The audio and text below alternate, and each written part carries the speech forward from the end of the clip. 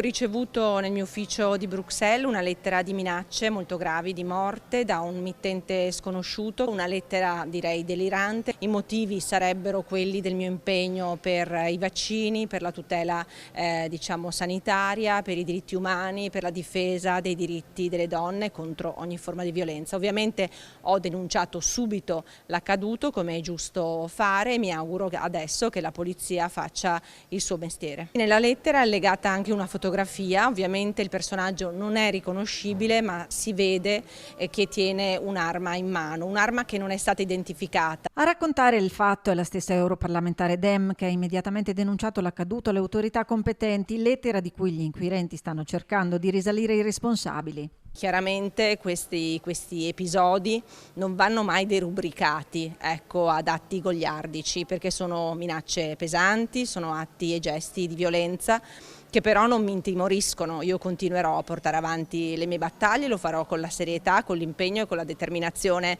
di sempre, soprattutto le donne che rivestono ruoli politici e che si espongono con battaglie di un certo tipo. Io credo che debbano dare sempre il buon esempio. Tanti messaggi di solidarietà ricevuti dall'europarlamentare e dal mondo politico. Solidarietà totale ad Alessandra Moretti, come sempre la diamo a chi viene toccato, colpito da minacce gravi come in questo caso, a prescindere naturalmente dalle appartenenze politiche, dai percorsi personali, perché chi ha ruoli e incarichi non può essere minacciato per l'attività che fa.